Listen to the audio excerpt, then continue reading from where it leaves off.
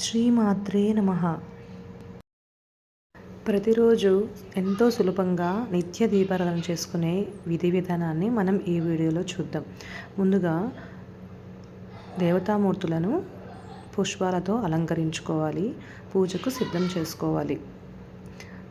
ముందుగా వినాయకుని శ్లోకాన్ని చదువుకోవాలి.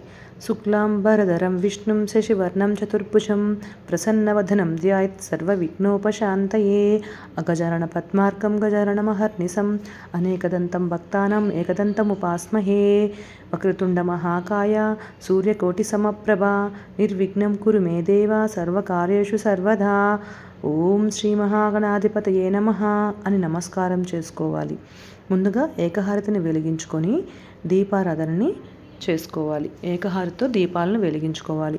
దీపం వెలిగించేటప్పుడు మంత్రాన్ని చదవాలి.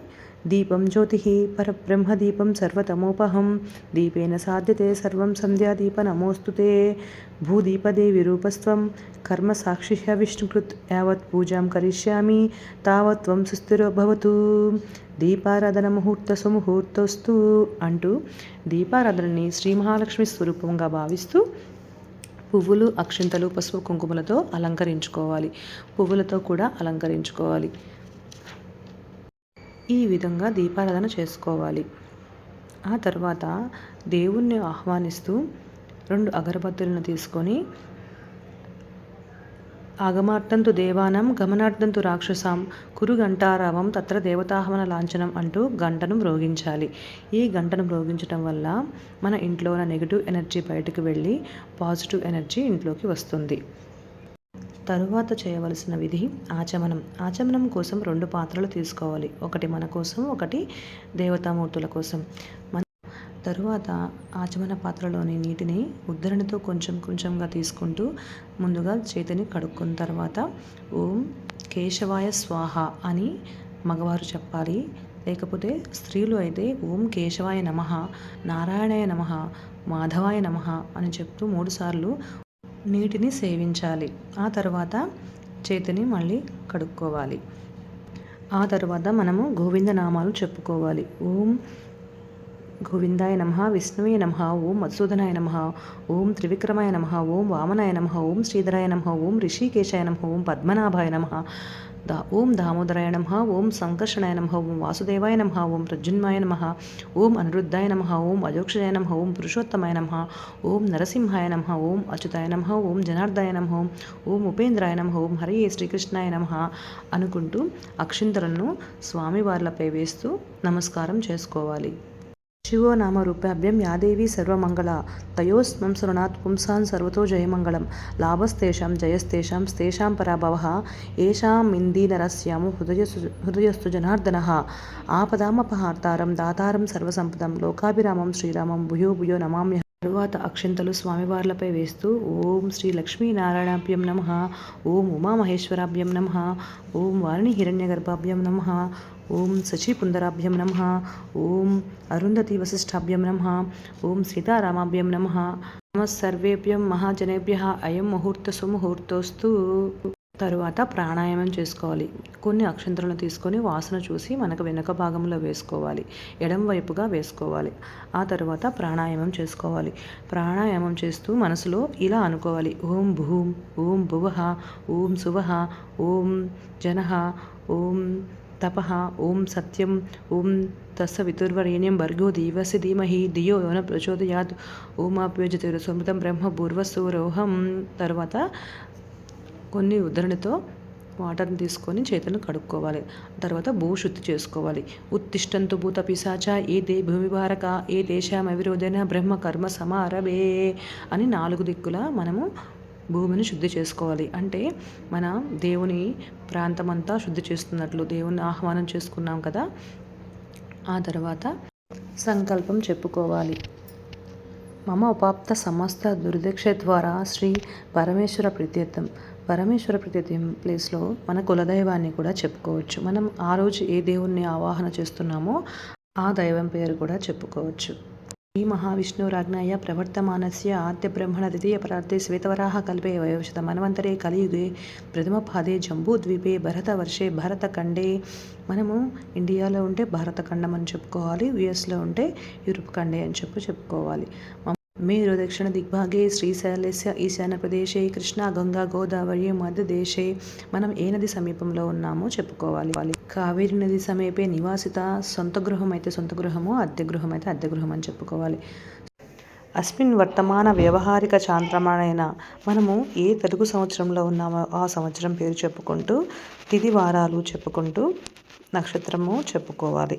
ఆ తరువాత గోత్రనామాదులు చెప్పుకొని సహకుటుంబానం క్షేమస్థైర్యము ధైర్య విజయ అభయ ఆయురారోగ్య ఐశ్వర్యాభివృద్ధ్యర్థం ధర్మ అర్థ కామ్య మోక్ష చతుర్విధ పురుషార్థ సిద్ధ్యర్థం సర్వ ఆపదాం నివారణార్థం సంతాన సిద్ధ్యర్థం శ్రీ పార్వతీ సహిత దేవత ముద్దిస్త కల్పోక్త విధాన అదాశక్తి షోడశోపచార పూజాం కరిష్యే అనుకుంటూ కొన్ని అక్షంతలను తీసుకొని నీటిలో ఒక ప్లేట్లో వదులుకోవాలి.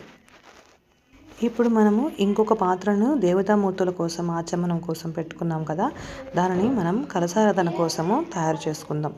అందులో స్వచ్ఛమైన నీటిని తీసుకొని కొంచెం పసుపు కుంకుమ అక్షంతలను వేసుకొని నీటిని శుద్ధి చేసుకోవడానికి కొంచెం పచ్చకర్పూరం కూడా వేసుకోవాలి.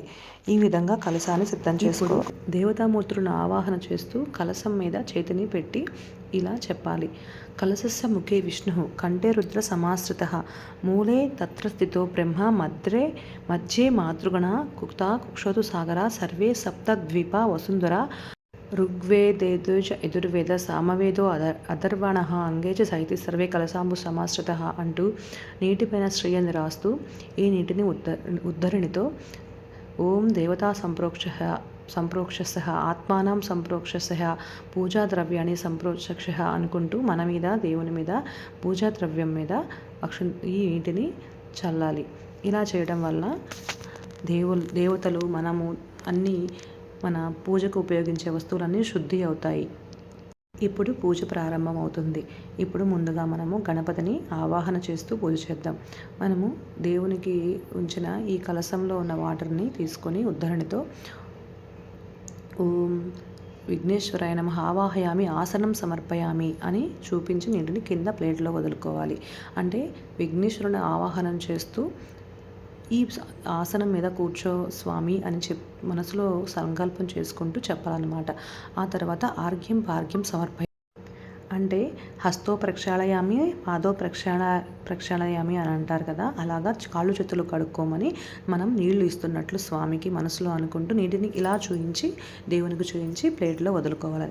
ఆ తర్వాత శుద్ధోదక స్నానం సమర్పయామి అనుకుంటూ స్నానం చేయిస్తున్నట్లు స్వామికి అనుకుంటూ మనము నీటిని ప్లేట్లో వదులుకోవాలి. తర్వాత కొన్ని అక్షంతలను తీసుకొని వస్త్రం సమర్పయామి, పుష్పం సమర్పయామి, గంధం పరికల్పయామి అనుకుంటూ ఈ విధంగా షోడశోపచార పూజల్ని మనం స్వామికి చేసుకోవాలి. ఇలా గణపతిని తర్వాత మనము ఏ స్వామిని అయితే ఆ రోజు పూజ చేసుకుంటున్నామో ఆ స్వామికి కూడా అదే విధంగా మనం పూజ చేసుకోవాలి.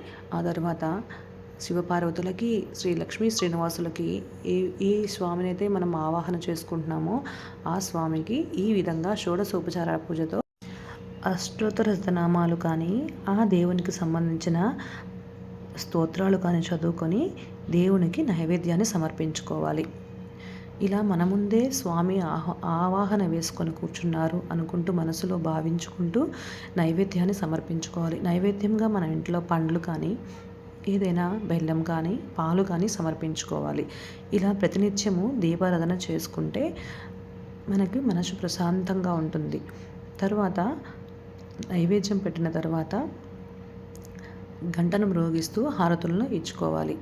హారతి ఇచ్చేటప్పుడు ఏదైనా మంగళహారతి పాటను పాడుతూ స్వామిలను ఊహించుకుంటూ స్వామికి హారతిని ఇచ్చి హారతి ఇచ్చిన తర్వాత హారతి చుట్టూ ఉద్ధరణితో నీళ్లను 3 సార్లు త్రిప్పి ఆ తర్వాత స్వామికి చూయించి ఆ తర్వాత మనము హారతిని తీసుకోవాలన్నమాట. ఈ విధంగా 3 సార్లు చూయించి కింద నీటిని వదలాలి. ఆ తర్వాత స్వామివార్లకి హారతిని చూయించాలి. ఆ తర్వాతనే మనము హారతిని తీసుకోవాలి.